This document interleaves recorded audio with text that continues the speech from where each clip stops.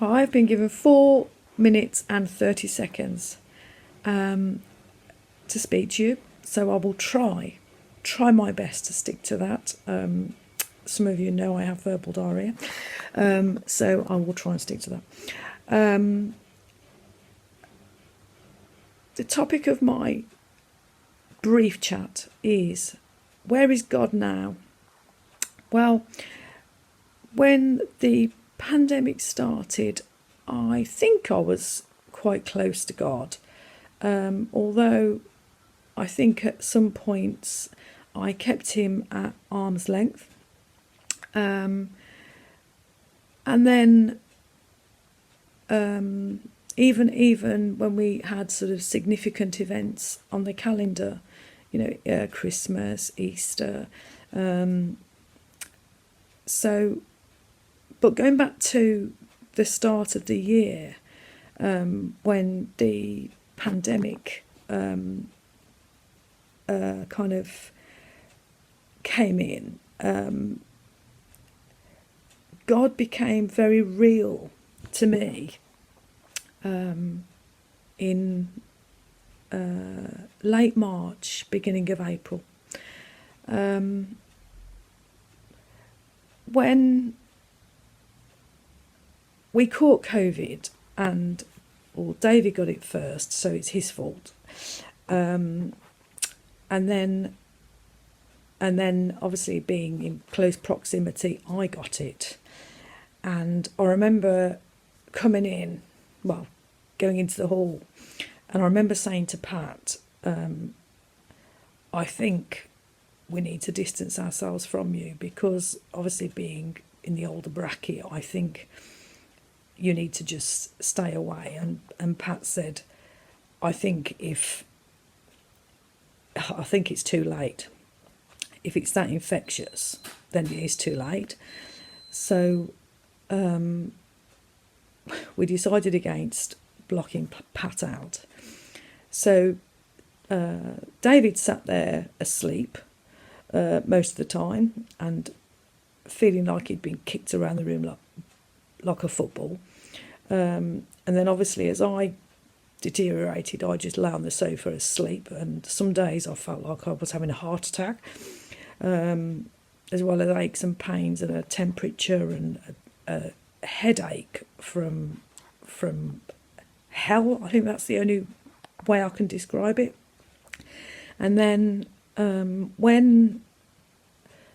then Pat started to show symptoms, but obviously with her being in the elder bracket, she deteriorated a lot faster.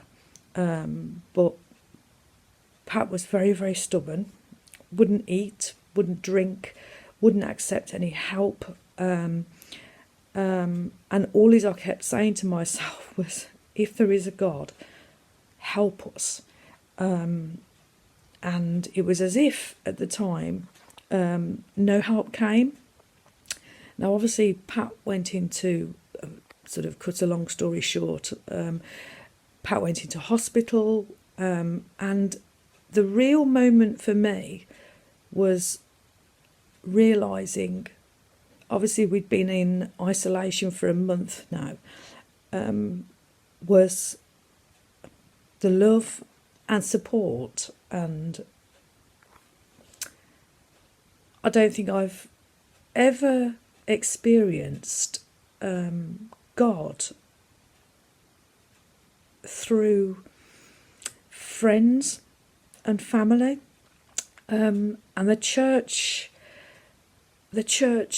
family were just out of this world. And I don't think I ever believed how much we were loved. And obviously God works in mysterious ways, and it's like I say to Pat, if you God's not just going to put patience on a plate. He's going to give you opportunities to use that patience, and it's the same with love. God will put you in situations to receive love, and only by receiving love are you then going to be able to show love? And there's certain people he put on our drive. I mean, one day we had, and this is stupid, we had some, Pat says to me, all I want is a Mr. Kipling cake. And this was in the midst of her being so sick. And I was chatting to one of our church friends, and this person then turned up on the doorstep with a Mr. Kipling box of cakes. And that is love. This person had no fear of what she might come to here. But that is love, and that is how close. And now we've got so close to God that through these random acts of kindness given to us by church family, and although it doesn't seem like it sometimes, God is there through trials and everything that is thrown at us. God is there for us. He's there by our side, and he loves us so dearly. And if it wasn't for those people at church, I don't think I'd ever have believed that God loved me so much. And you have to believe that God loves you despite all your ups and downs. He loves you. Amen.